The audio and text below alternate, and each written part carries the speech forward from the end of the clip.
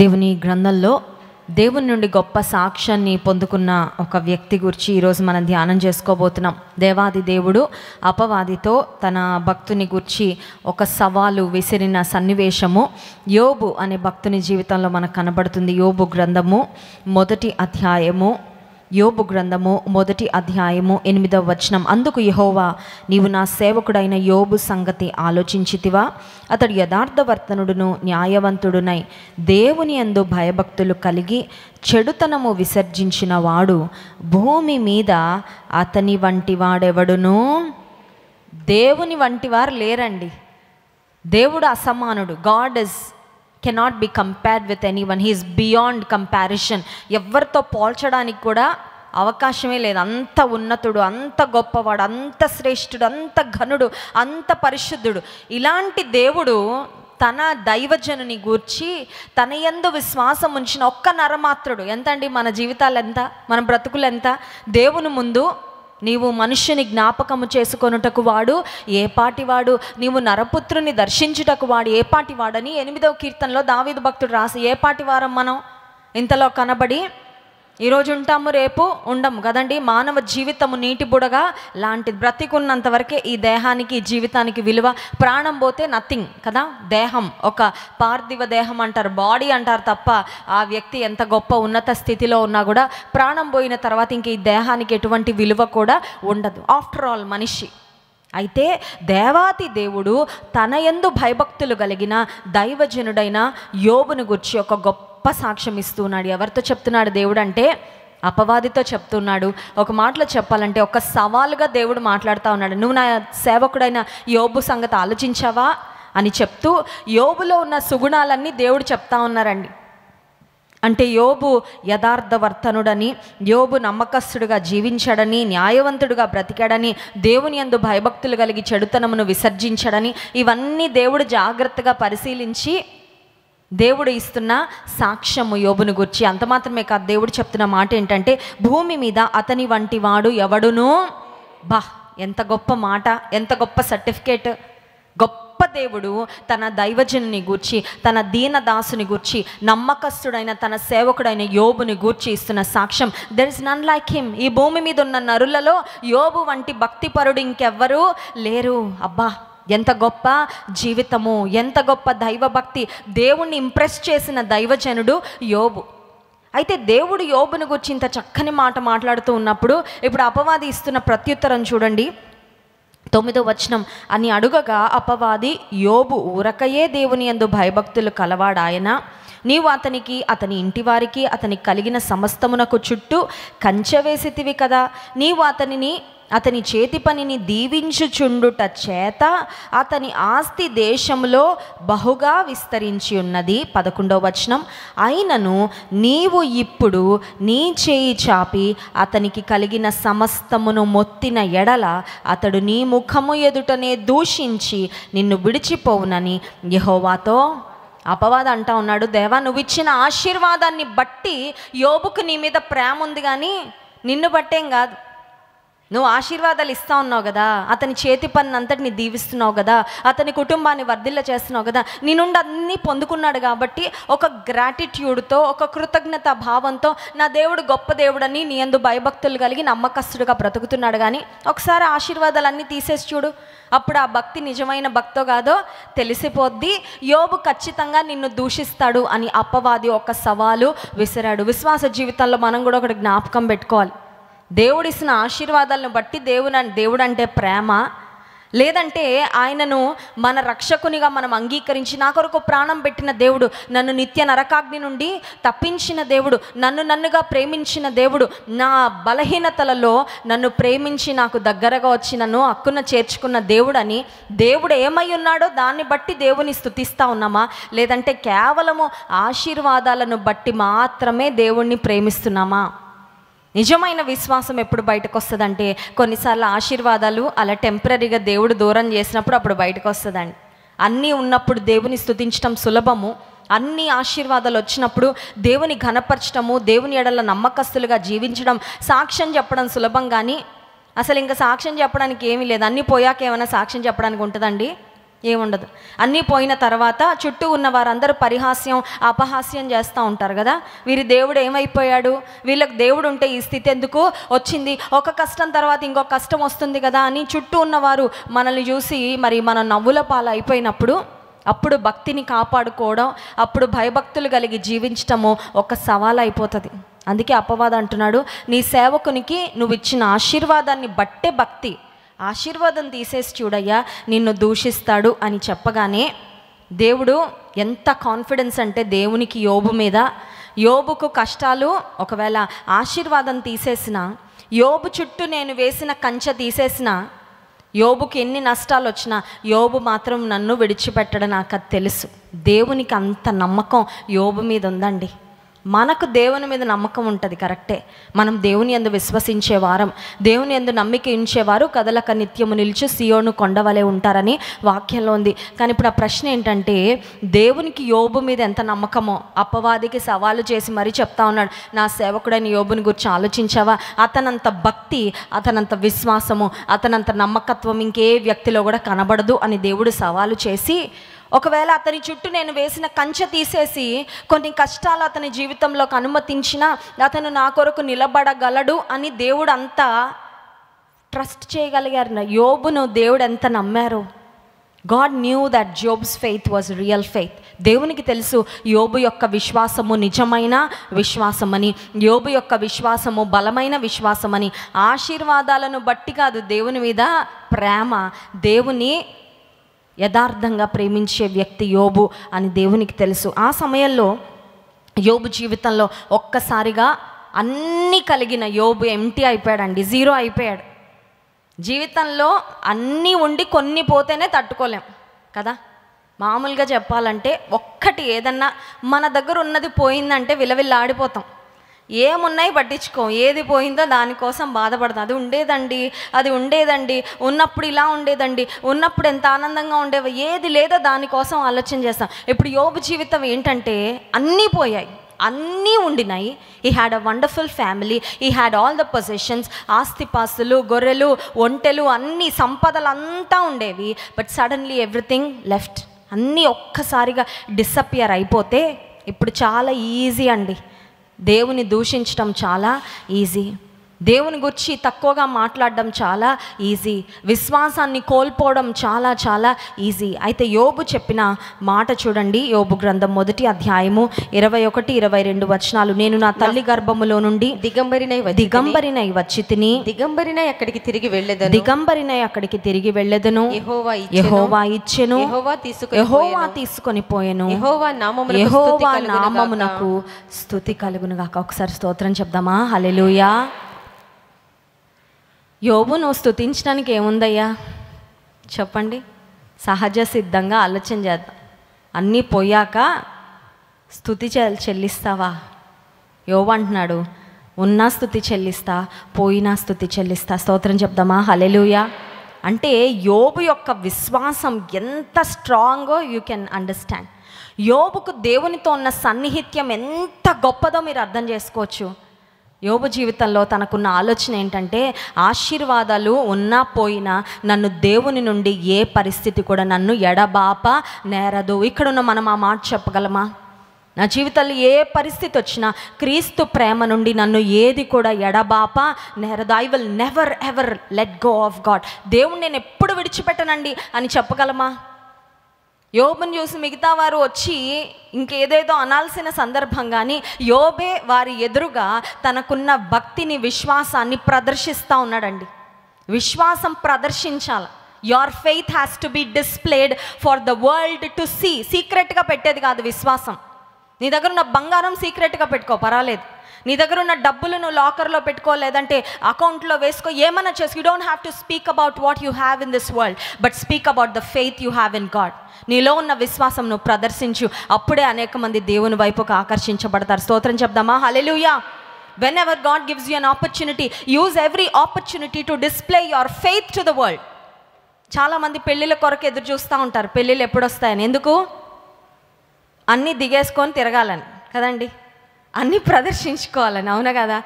Best clothes, best jewellery, బెస్ట్గా dress up అయిపోయి they want to display to the world. చూడండి, నేను ఇంత శ్రేష్టంగా ఉన్నాను, నా దగ్గర ఇంత శ్రేష్టమైనవి ఉన్నాయి అని చూపించుకోవాలని. ఈ లోక సంబంధమైనవి చూపించుకున్నా చూపించుకోకపోయినా డజంట్ మ్యాటర్. కానీ విశ్వాసులంగా క్రీస్తును చూపించాలి. మన స్తోత్రం చెప్దామా? హల్లెలూయా. క్రీస్తును కనుపరచాలి. దేవుని యందు మనకున్న విశ్వాసం అది లోపల సీక్రెట్గా ఉండడానికి వీలు లేదు. It must be displayed. Our faith in God must be displayed. ఎట్లా డిస్ప్లే చేయాలి? మాటల ద్వారా చూపించాలి, చేతల ద్వారా చూపించాలి, నడత ద్వారా చూపించాలి, పనుల ద్వారా చూపించాలి. Display your faith to the world to see so that they will glorify the Lord. నేను చూసిన వారు దేవుని మహింపరచాలండి. మనల్ని చూసిన వారు వీళ్ళ దేవుడు ఇంత గొప్ప దేవుడా. విశ్వసించిన వారు కలవరపడరు. ఎందుకంటే మన విశ్వాసము స్థిరమైన దేవుని మీద ఉంది కాబట్టి. ఉంటాయి ఇవాళ, ఆశీర్వాదాలు పోతాయి, మళ్ళీ వస్తాయి, రెండంతలుగా దేవుడు ఇస్తాడు. వాటి మీద కాదు ఆధారం, వాటిని చూసి కాదు బ్రతికేది, దేవుని చూసి బ్రతుకుతున్నాం కదా. ఈ లోక సంబంధమైన వాటిని చూసి బ్రతుకుతూ ఉంటే అవి ఉన్నప్పుడు ఆనందంగా ఉంటాం, పోయినప్పుడు కృంగిపోయి ఎందుకు ఈ జీవితం అనిపిస్తుందేమో. కానీ దేవుని చూసి బ్రతికేవారు ఆశీర్వాదాలు వచ్చినా పొంగిపోరు, ఆశీర్వాదాలు పోయినా ఈ లోక సంబంధంగా మెటీరియల్ ప్రాస్పెరిటీ ఉన్నా లేకపోయినా కృంగిపోము. ఎందుకంటే డజంట్ మ్యాటర్ టు మీ. నా దేవుడు నాతో ఉన్నంత వరకు నాకేం తక్కువ చేయడు, నాకేం కొదువ ఉండదు, నాకేం లోటు రాకుండా నా పరలోకపు తండ్రి చూసుకుంటాడుగా, నాకు అది తెలుసు.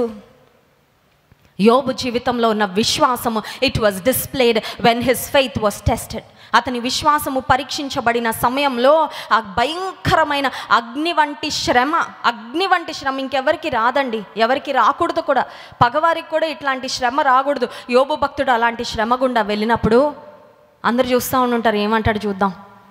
రోజు అరుణోదయమున లేచంట, చూడండి 5వ వచనం, వారి విందు దినములు పూర్తి కాగా యోబు తన కుమారులు పాపము చేసి తమ హృదయములలో దేవుని దూషించిరేమో అని వారిని పిలువనంపించి వారిని పవిత్రపరిచి అరుణోదయమున లేచి వారిలో ఒక్కొక్కరి నిమిత్తమై దహనబలి అర్పించుచు వచ్చెను.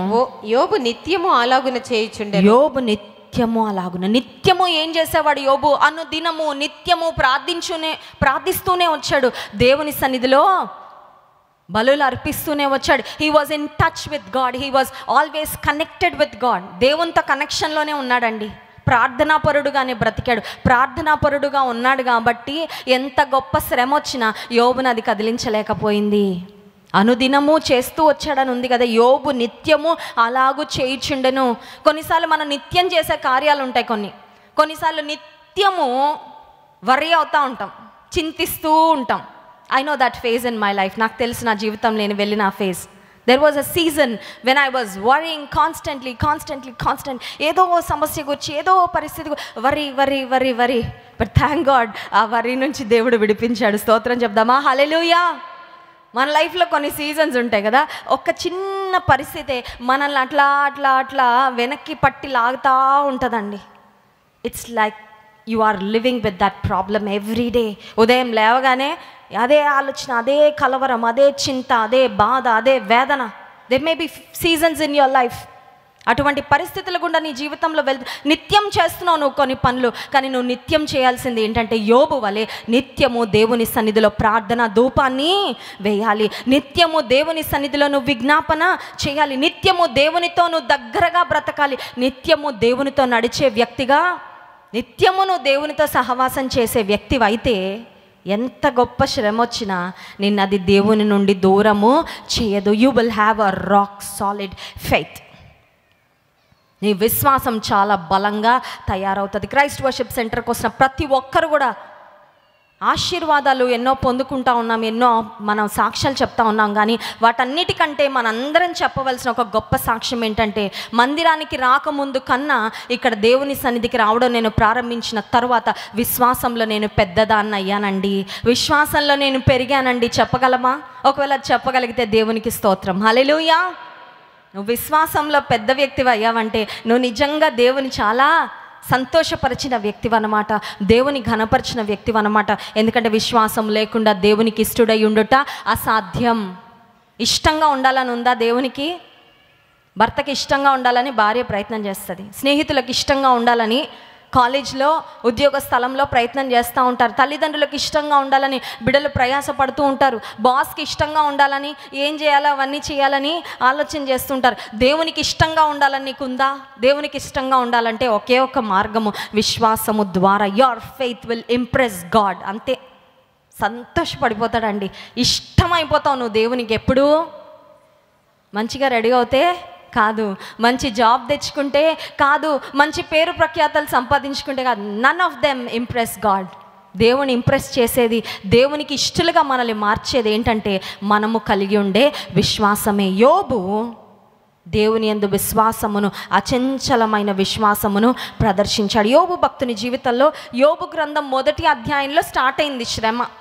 ఎప్పటికి ఎండ్ అయిందంటే పుస్తకం చివరకు వచ్చేసరికి ఎండ్ అయిందండి. అంటే it was not like few days or few months.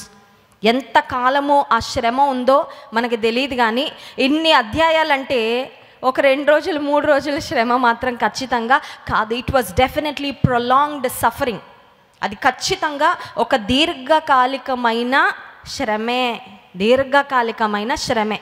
శ్రమ రాగానే ధైర్యంగా ఉంటారు, కానీ కొంతమంది శ్రమ అలాగా కంటిన్యూ అవుతూ ఉంటే వీక్ అయిపోతారు.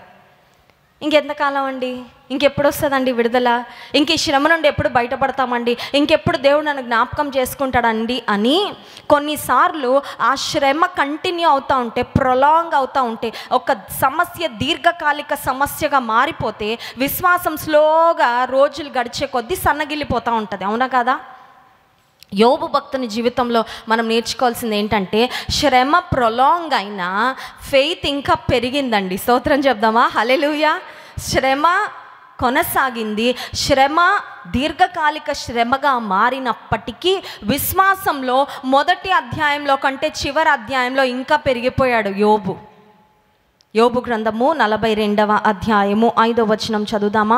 యోబు గ్రంథం 42వ అధ్యాయం 5వ వచనం. వినికిడి చేత నిన్ను గూర్చిన వార్త నేను వింటిని, అయితే ఇప్పుడు నేను కన్నులారా నిన్ను చూచుచున్నాను. అయ్యా, శ్రమ రాకముందు నిన్ను గూర్చి నేను ఎంతో విన్నాను, కానీ శ్రమ వచ్చిన తర్వాత నా శ్రమలో నేను కన్నులారా చూశాను. శ్రమలో మనకి బాగా ఎవరు కనబడతారు చెప్పమంటారా? దేవుడు కనబడతాడు. ఎందుకంటే శ్రమలో నేను అతనికి తోడై ఉంటాను. 91వ కీర్తనలో వాగ్దానం చేశాడు కదా, నీ సౌఖ్య సమయంలో దేవుడు నీకు దగ్గరగా ఉన్నదానికంటే ఎక్కువగా శ్రమలో హీ సో నియర్. దగ్గర ఉంటే బాగా కనబడతారు, అంతే కదండి? అవునా కదా? దూరంగా ఉంటే దూరంలాగే ఉంటుంది, దగ్గరకు వస్తే ఆ ఫీల్ వేరే. చాలామంది క్రైస్ట్ వర్షిప్ సెంటర్కి ఇక్కడికి వచ్చిన వాళ్ళు చెప్తారు, లైవ్లో చాలా మంచిగా అనిపిస్తుందండి వర్షిప్. ఎప్పుడైనా ఒకసారి రావాలనుకున్నాం మందిరానికి, ఇక్కడికి వచ్చాక అర్థమైంది this is a totally different experience. ఇక్కడ ఇంకా శ్రేష్టమైన ఆత్మీయమైన ఆనందము, సంతోషం, అభిషేకం ఇక్కడ మేము పొందుకున్న అనుభూతి చాలా గొప్పదండి. ఎస్, ఇన్ పర్సన్ వస్తే, దగ్గరగా వచ్చి దేవుని సన్నిధి, దేవుని ప్రసన్నత అనుభవిస్తే ఇట్ గివ్స్ యూ ఒక టోటలీ డిఫరెంట్ ఎక్స్పీరియన్స్, ఒక ఉన్నతమైన అనుభవాన్ని పొందుకుంటాం. శ్రమలో నేను అతనికి తోడై ఉంటాను అని వాగ్దానం చేసిన దేవుడు విరిగి నలిగిన వారికి ఆయన ఆసన్నుడనుంది. యోబు ఎంత విరిగిపోయాడో, ఇంకా విరగొట్టడానికి కూడా ఇంకేమి లేదేమో. Probably he was broken into 1,000,000 pieces. ఎంత విరిగిపోయాడో, ఎంత నలిగిపోయాడో, ఎంత వేదన చెందాడో, ఎంత శ్రమ గుండా వెళ్ళాడో. చివరకంటా ఉన్నాడు, వినికిడి చేత నిన్ను గూర్చిన వార్త నేను వింటిని, కానీ ఇప్పుడు నేను నిన్ను కన్నులారా చూచుచున్నాను. శ్రమ వచ్చిన తర్వాత, దేవా ఇంక నేను నిన్ను ఎప్పటికీ చూడనయ్యా, ఇంక నేను ఎప్పటికీ నీ దగ్గర రానయ్యా, ఇంత శ్రమించావయ్యా, నిన్ను ఇంత ప్రేమిస్తే నాకు ఇచ్చిన ప్రతిఫలం ఇదా దేవా అని తన వీపును దేవునికి చూపించి లోకం వైపుకి వెళ్ళిపోవాలి భక్తిహీనుడు అయింటే యోబు. కానీ ఎంత భక్తిపరుడు, ఎంత దేవుని యందు భయభక్తులు కలిగిన వాడంటే శ్రమ తర్వాత చెప్తున్న సాక్ష్యము, నేను ఇప్పుడు దేవుని కన్నులారా I've got a greater revelation about God. దేవుని గుర్చిన ఇంకా శ్రేష్టమైన ప్రత్యక్షత నేను పొందుకున్నా, దేవుని గుర్చిన అనుభవ జ్ఞానంలో నేను ఇంకా పెరిగాను, దేవునికి ఇంకా నేను దగ్గర అయ్యాను, దేవుని గుర్చిన అవగాహన ఇంకా నాకు ఎక్కువైపోయింది శ్రమ తర్వాత. ఆ సమయంలో దేవుడు యోబును గురించి యోబు యొక్క స్నేహితులతో మాట్లాడుతున్నారు. చూడండి, యోబు గ్రంథం 42వ అధ్యాయం 7వ వచనం. యెహోవా యోబుతో ఆ మాటలు పలికిన తరువాత ఆయన తేమానీయుడైన ఎలీఫజుతో ఇలాగు సెలవిచ్చెను, నా సేవకుడైన యోబు పలికినట్లు మీరు నన్ను గూర్చి యుక్తమైనది పలుకలేదు గనుక నా కోపము నీ మీదను నీ ఇద్దరు స్నేహితుల మీదను ఒకసారి ఆగదామండి. అధ్యాయం యొక్క ప్రారంభంలో దేవుడు యోబుని చూపించి అపవాదికి చెప్తున్నాడు, నా సేవకుడైన యోబుని గురించి నువ్వు ఆలోచించావా? ఎంత భక్తిపరుడు, ఎంత యథార్థవంతుడు, ఎంత న్యాయవంతుడు, చెడుతనం అసహించుకున్నవాడు, అతని వంటి వారు లేరు అని దేవుడు గర్వంగా చూపించుకున్నాడు కదా యోబుని. శ్రమ అంతా అయిపోయాక కూడా మళ్ళీ దేవుడు యోబుని అదే విధంగా తన స్నేహితుల ముందు పెడుతున్నాడు. ఈ యోబుని చూడండి, యోబులాగా మీరు భక్తిగా మాట్లాడలా, యోబు వలె మీరు భక్తిగా ప్రవర్తించలేదు. చూడండి, కొన్నిసార్లు కొంతమంది తల్లిదండ్రులు వారి బిడ్డలకు వేరే వాళ్ళని చూపిస్తారు. వాడిని చూసి నేర్చుకోరా, అమ్మాయిని చూసి నేర్చుకో, అమ్మాయిని చూసి సిగ్గు తెచ్చుకో, ఎంత బాగా చదువుతుంది, ఎంత పద్ధతిగా ఉంటుంది అని చెప్తారు. ఎప్పుడు చెప్తారు? ఆ చూపిస్తున్న వ్యక్తి చాలా బెస్ట్గా ఉంటే అప్పుడు చెప్తారు. అంతేగాని చెడిపోయిన వాళ్ళని చూపించి వాళ్ళలా ఉండరా, ఈ అమ్మాయిలా ఉండరా అని చెప్పరు కదా. దేవుడు యోబును గాడ్ వాజ్ షోకేసింగ్ జోబ్, ఒక డిస్ప్లే లాగా చూపిస్తూ ఉన్నాడండి. యోబు యొక్క భక్తి ఎంత స్థిరమైన భక్తి అంటే, శ్రమ తర్వాత కూడా దేవుడు యోబుని గురించి మొదటి అధ్యాయంలో అపవాదితో సాక్ష్యం ఇచ్చినట్లుగానే యోబు స్నేహితులతో కూడా దేవుడు చెప్తున్నాడు, నా సేవకుడైన యోబు వలె మీరు యుక్తమైనది నా గురించి మాట్లాడలేదు, నా కోపము మీ మీద ముగ్గురు స్నేహితులు, ముచ్చటగా ముగ్గురు. యోబుకి ఎంతమంది అండి? ముచ్చటగా ముగ్గురు స్నేహితులు. శ్రమలో వారు ఏ ఇంటెన్షన్తో వచ్చారో కానీ పాపం మేలైతే చేయలేకపోయారండి. Probably they came to comfort Job. యోబుని ఆదరించాలని వచ్చుంటారు మంచి ఉద్దేశంతోనే, కానీ దేవుని గురించి యుక్తమైనది వాళ్ళు మాట్లాడలేకపోయారు. యోబుని గురించి కూడా సరైన విధంగా వారు ఆదరణను కలిగించలేకపోయారు. Simple truth. చుట్టూ ఎంతమంది స్నేహితులున్నా దేవుడిచ్చే ఆదరణ వంటి ఆదరణ ఈ లోక సంబంధంగా ఎవ్వరు కూడా ఇవ్వలేరు. ఏ మనిషి ఆదరణ ఇవ్వలేడు. ఏ మనిషి కూడా దేవుడు బలపరిచినట్లుగా మనలను బలపరచలేరు. యోబు జీవితంలో అదే చూడగలం. యోబు ప్రక్కనే ఉన్న భార్య బలపరచలేకపోయిందండి, ఇంకా వీక్ చేసింది. యోబుని మాటలు చెప్పాలంటే, ఇంకా నువ్వు భక్తిని కాపాడుకుంటున్నావా, ఇంకా భక్తిని విడిచిపెట్టట్లేదా, దేవుని దూషించి చావయ్యా అని ఒక ఉచితమైన సలహా. యోబు భార్యను చూసినప్పుడల్లా నేను ఒక ప్రార్థన చేసుకుంటా, ఇస్తే మంచి సలహాలు ఇవ్వాలయ్యా దైవజనునికి, లేకపోతే నోటికి గట్టిగా తాళము వేసుకోవాలి. తెలివి తక్కువ సలహాలు మాత్రం నేను ఎన్నడూ దైవజనునికి ఇవ్వకుండా నాకు సహాయము కదండి. తెలివి తక్కువ సలహాలు. ఆమె ఏదో పెద్ద గొప్ప సలహా ఇచ్చినట్టు భర్తకి సలహా ఇచ్చింది ఏమని, ఇంకెందుకయ్యా భక్తిని విడిచిపెట్టకుండా ఉంటావు, దేవుని దూషించి చావు అని చెప్పింది. యోబు తీసుకున్నాడండి సలహా. వీక్ పాయింట్, అది బలహీనమైన సమయం. మానసికంగా కూడా చాలా వీక్గా ఉన్నాడు. శరీరం కూడా వ్యాధితో కురుపులతో నింపబడి ఉంది. ఆ టైంలో ఏం విన్నా కూడా ఏదో ఒకటి చేసేద్దాంలే అనిపిస్తుంది, అవునా కదా. His body was weak, his mind was weak, but his spirit was strong. Hallelujah. ఆ సమయంలో శ్రమలో యోబు యొక్క మానసిక స్థితి బలహీనంగా ఉంది, శారీరక స్థితి బలహీనంగా ఉంది, ఆత్మీయ స్థితి మాత్రం చాలా బలంగా ఉంది, చాలా స్ట్రాంగ్ ఉన్నాడు స్పిరిచువల్గా. అందుకే భార్యతో చెప్పాడు, మూర్ఖురాలు మాట్లాడినట్లు నువ్వు మాట్లాడద్దు, దేవుని నుండి మనం మేలే తగుదుమా, కీడును తగమా. ఏది దేవుడిచ్చినా మనము తీసుకోవాలి. ఏమిచ్చినా దేవునికి స్తోత్రం, ఏమి ఆయన తీసుకున్నా కూడా తిరిగి దేవునికి స్తుతి చెల్లిస్తా. యోబుని గురించి దేవుడు యోబు స్నేహితులతో మాట్లాడిన మాట మీరు యోబు వద్దకు వెళ్ళండి. చూడండి, దేవుడు కొన్నిసార్లు కొంతమంది వ్యక్తుల దగ్గరికి మనల్ని పంపిస్తాడండి. Remember this. దేవుని దగ్గరికి రావడం ద్వారా దీవెన పొందుతాం. కొన్నిసార్లు దేవుడు అంటాడు, పలానా స్థలానికి వెళ్ళు, పలానా వ్యక్తి దగ్గరకు వెళ్ళు, నీకు అవసరమైన ఆత్మీయమైన ధైర్యము, నీకు అవసరమైన ప్రార్థన, నీకు అవసరమైన స్పిరిచువల్ సపోర్ట్ పలానా వ్యక్తుల ద్వారా నీకు అనుగ్రహిస్తా. దేవుడు చాలా క్లియర్గా గైడ్ చేస్తాడు. ఫర్ ఎగ్జాంపుల్, సౌలు పౌలుగా మార్చబడిన తరువాత అననీయ అనే వ్యక్తితో దేవుడు చెప్పాడు, గో టు సౌలు దగ్గరకు వెళ్ళు, నువ్వు అతని కొరకు ప్రార్థన చేయాలి. సౌలు ఆ దమస్కు వీధిలో, దమస్కు మార్గంలో వెళ్తున్నప్పుడు ఆకాశం నుండి గొప్ప వెలుగు అతని మీద ప్రకాశించినప్పుడు అతని 2 కళ్ళు చూపు కోల్పోయాయి. He was blind. కంటికి పొరలు వచ్చేసాయి, చూడలేని స్థితిలో ఉన్నాడు. ఇప్పుడు దేవుని చిత్తం ఏంటంటే అననీయను సౌలు దగ్గరికి పంపించి సౌలును స్వస్థపరిచి సౌలును సేవలో బలంగా వాడుకోవాలి అని దేవుని యొక్క ఉద్దేశం. సో ఆ టైంలో దేవుడు అననీయతో మాట్లాడాడు, గో టు సాల్. అయ్యో దేవా, నువ్వు నన్ను ఎవరి దగ్గర పంపిస్తున్నావు? కరడుగట్టిన తీవ్రవాది కంటే భయంకరమైన వ్యక్తి, నిన్ను నమ్ముకున్న వారిని చంపడమే తన ప్రాణాధారంగా చేసుకున్నాడు సౌలు. ఆయన దగ్గరకు వెళ్ళినా, నేను చెప్తున్నా కదా వెళ్ళు, జస్ట్ గో, నేను చెప్తున్నాను వెళ్ళు, నువ్వు చేయాల్సిన పని అక్కడ ఉంది.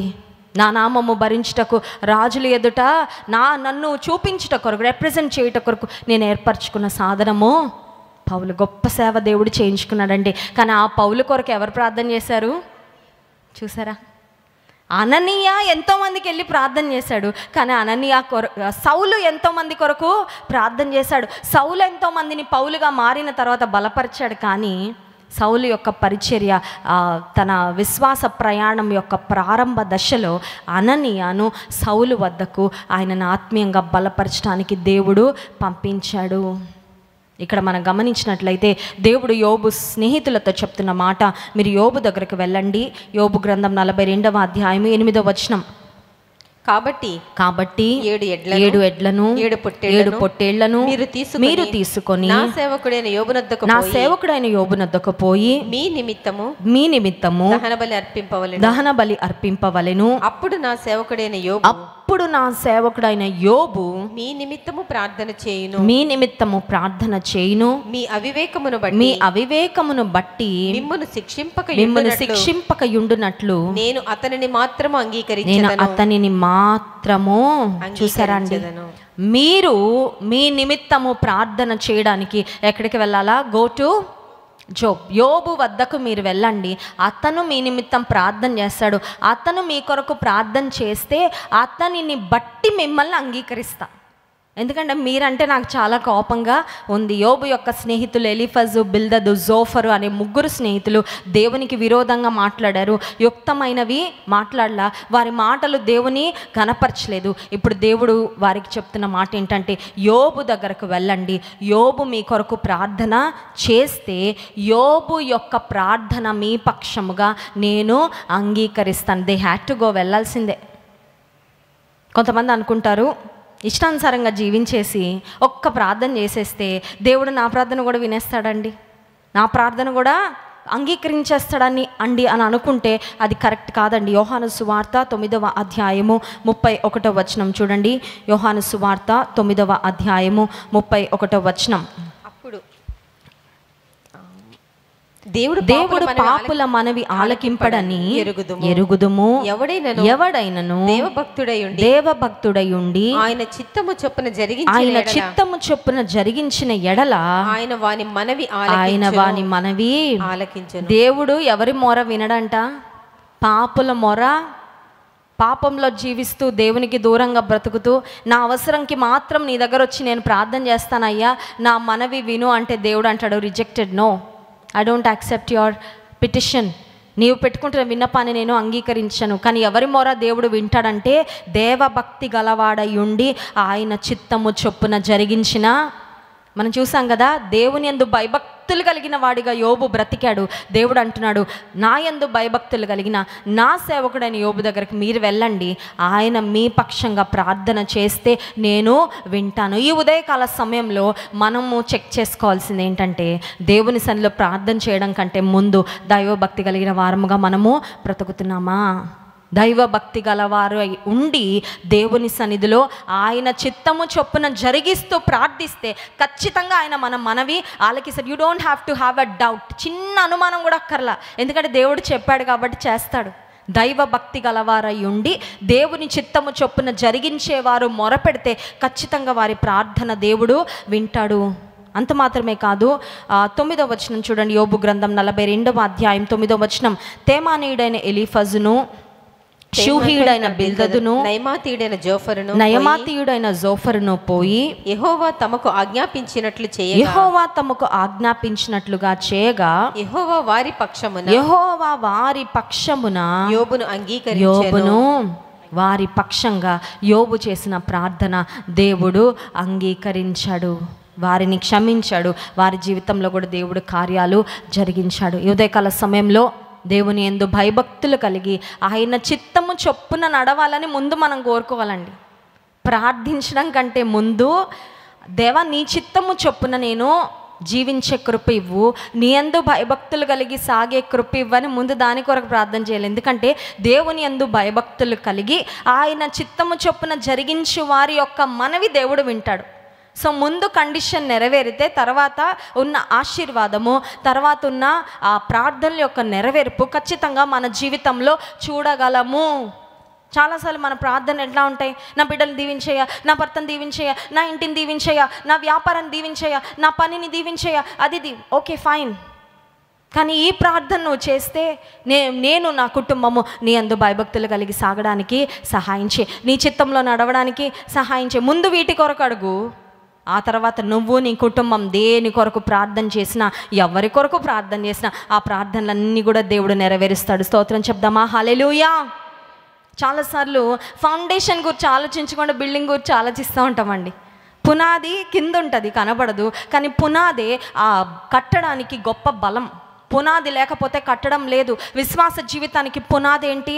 దేవునితో నువ్వు నడిచే ఆ నడక, దేవునితో నీకుండే ఆ సన్నిహిత్యము, దేవుని సన్నిధిలో నువ్వు చేసే ప్రార్థన, దేవుని ఎదుట భయభక్తులు కలిగి జీవించే జీవితము, దేవుని చిత్తంలో సాగే జీవితం, ఇవంతా కింద పునాదండి. బయట కనబడే కట్టడం ఏంటంటే మనకు వచ్చే ఆశీర్వాదాలు. ఇవన్నీ చూసి ఆహా ఓహో ఇవి కావాలి కావాలి కావాలి అని తాపత్రయపడుట కన్నా పునాదిగా ఏముంది? రక్షణ పొంది దేవుని యందు భయభక్తులు కలిగి ఆయన చిత్తమును నెరవేరుస్తూ ముందుకు సాగితే దేవుడు ఖచ్చితంగా మన మొరను, మన మనవిని ఆలకిస్తాడు. యోబు తన స్నేహితుల కొరకే ప్రార్థన చేశాడా? అంతేనా? అంటే యోబు తన స్నేహితుల కొరకు ప్రార్థన చేసినప్పుడు దేవుడు యోబు జీవితంలో కూడా కార్యం చేశాడు. చూడండి, యోబు గ్రంథం 42వ అధ్యాయము 10వ వచనం. మరియు యోబు తన స్నేహితుల నిమిత్తము ప్రార్థన చేసినప్పుడు యెహోవా అతని క్షేమస్థితిని మరలా అతనికి దయచేసెను. మరియు యోబునకు పూర్వము కలిగిన దానికంటే రెండంతలు అధికముగా యెహోవా అతనికి. వేరే వాళ్ళ కొరకు ప్రార్థన చేస్తే వాళ్ళందరూ బాగుపడిపోతున్నారండి, వాళ్ళందరికీ దీవెనలు వచ్చేస్తున్నాయండి, నేను మాత్రం ఇలా ఉండిపోయానండి. కొంతమందికి అదో ఫీలింగ్ అండి కదా. నేను ప్రార్థన చేస్తే దేవుడు వారందరినీ దీవించేస్తున్నాడు, కానీ నా స్థితి మాత్రం ఇక్కడే. అందుకని కొన్నిసార్లు మన ప్రేయర్స్ ఏమైపోతా ఉంటాయి అంటే selfish and self centred prayers. ఏంటండి? స్వార్థపూరితమైన ప్రార్థనలు. నా అనే మాట చుట్టూ తిరుగుతూ ఉంటాయి ప్రార్థనలు. ఒక దైవజనుడు ఏమంటాడంటే selfish and self centred prayers are not powerful prayers. శక్తివంతమైన ప్రార్థన ఏంటి అంటే నీవు ఇతరుల కొరకు చేసే ప్రార్థన నువ్వు కూడా చేసుకోవాలి, చాలా ప్రాముఖ్యం. నీ వ్యక్తిగత జీవితం కొరకు, కుటుంబం కొరకు చేసుకోవాలి, ఇతరుల కొరకు చేసే ప్రార్థన. అంతకంటే ఎక్కువగా దేవుని చిత్తము ఈ భూమి మీద నెరవేరునట్లుగా మనము చేసే ప్రార్థన. అందుకే పరలోక ప్రార్థనలో యేసుక్రీస్తు ప్రభు ఒక మాట నేర్పించారు ఆయన శిష్యులకు. ఏమనంటే నీ రాజ్యము వచ్చును గాక, నీ చిత్తము పరలోకమందు నెరవేర్చున్నట్లు భూమి యందు నెరవేరును. దేవుని చిత్తం భూమి మీద నెరవేరడం అంటే దానిలో స్వయానికి, అహానికి, నా అనే దానికి ఏమైనా చోటు ఉందా అండి? నథింగ్. నీ ఇష్టమయ్యా, నీ చిత్తమయ్యా, నీ చిత్తము నా జీవితంలోనే కాదు భూమి మీద నెరవేరును గాక. దాని కొరకు నేను ప్రార్థన చేస్తున్నాను అంటే అర్థం ఏంటంటే వెన్ ఆ prayers are not self centred prayers. నేను అనుకున్నది నెరవేరపోతే నాకు చాలయ్యా, నేను కోరుకున్నది జరిగిపోతే చాలయ్యా, నేను ఇట్లా అనుకుంటున్నాను. కొన్నిసార్లు కొంతమంది ఎట్లా ఉంటారంటే ఇతరుల జీవితంలో కూడా వారి ఇష్టమే జరగాలి, దేవుడి ఇష్టం కాదు. అర్థమవుతుందా? ఇది కొద్దిగా ఎక్స్ట్రీమ్ అన్నమాట. నా జీవితంలో నా ఇష్టం జరగాలి అని కోరుకోవడం ఒక లెవెల్. కొంతమంది ఎట్లా ఉంటారంటే ఇతరుల జీవితంలో కూడా నువ్వు ఇట్లాగే చేసేయ్యా, వేరే ఇంకేమీ చేయకయ్యా. అది స్వార్థంతో చేస్తారో మరి ఏ ఉద్దేశంతో చేస్తారో తెలియదు, కానీ sometimes we try to control God through our prayers. మన ప్రార్థనల ద్వారా దేవుణ్ణి ఏదో కొంచెం నియంత్రించాలని. హూ ఆర్ వి? మనం ఎవరండి? ఇతరుల ఆశీర్వాదం కొరకు చేయి హృదయపూర్వకంగా ప్రార్థన. అన్నిటికన్నా ప్రాముఖ్యంగా దేవుని చిత్తము నెరవేరునట్లు, దేవుని రాజ్యము స్థాపించబడినట్లుగా ప్రార్థన చేయి. యోబు తన స్నేహితుల కొరకు ప్రార్థన చేస్తే యోబును దేవుడు రెండంతలుగా ఆశీర్వదించి గొప్ప ఉన్నతమైన స్థితిలోకి దేవుడు నడిపించాడు. ఐఎమ్ షూర్ యోబు గ్రంథం ప్రారంభంలో యోబు యొక్క ఖ్యాతి, యోబు యొక్క మంచి పేరు, యోబు యొక్క ఘనత ఎంత ఉందో, మధ్యలో ఒకసారి రాక్ బాటమ్ హిట్ అయిపోయినా, ఒక దీన స్థితికి, ఒక భయంకరమైన స్థితికి వెళ్ళిపోయినా మునుపటి కన్నా ఇంకెక్కువగా బౌన్స్ బ్యాక్ అయిందండి యోబు జీవితం. హల్లెలూయా. మునుపటి కన్నా ఎక్కువగా అందరూ మాట్లాడుకొని ఉంటారు ఏమనంటే, ఇంత ఆశీర్వాదం ఇచ్చాడా దేవుడు, ఇంత అభివృద్ధి ఇచ్చాడా, ఇంత కృపనిచ్చాడా. ఎస్, శ్రమలో వెళ్తున్నప్పుడు, శ్రమ గుండా ప్రయాణం చేసినప్పుడు నీవు కనపరిచే విశ్వాసమే నీ జీవితాన్ని నిలబెడుతుంది. కళ్ళు మూసుకోండి, ప్రార్థన చేసుకుందాం. ఉదయకాల సమయంలో యోబు జీవితాన్ని దేవుడు మన ఎదుట ఉంచాడు. ప్రార్థనాపరుడైన యోబు అనుదినము నిత్యము అలాగ చేయిచూ వచ్చాడనుంది. దేవా, నేను నిత్యము ప్రార్థించే వ్యక్తిగా చేయయ్యా, నిత్యము నీతో నడిచే వ్యక్తిగా చేయి ప్రభువా, నిత్యము నీ అందు భయభక్తులు కలిగి ఉండేలా సహాయం చేయయ్యా, నిత్యము నీ చిత్తమును నెరవేర్చే దేవా కృప నాకు ఇవ్వయ్యా. అప్పుడు నా ప్రార్థనలు కూడా నువ్వు నిత్యము అంగీకరిస్తావయ్యా, నా ప్రార్థనలకు కూడా జవాబు ఉంటుంది ప్రభువా. పరిశుద్ధ మహోన్నతుడా, నీకు వందనాలు. ఉదయకాల సమయంలో నీ వాక్యం ద్వారా మాతో మాట్లాడినందుకు స్తోత్రం. యోబు భక్తుని మా ఎదుట పెట్టారు ప్రభా, ఎంత గొప్ప సాక్ష్యమయ్యా. అపవాది ఎదుట, యోబు స్నేహితుల ఎదుట యోబును నువ్వెంత ఘనపరిచావు ప్రభా. యోబు ఎంత మంచి పేరు సంపాదించుకున్నాడయ్యా. అట్టి భక్తి, అట్టి విశ్వాసము మాకు ఇవ్వండి ప్రభా.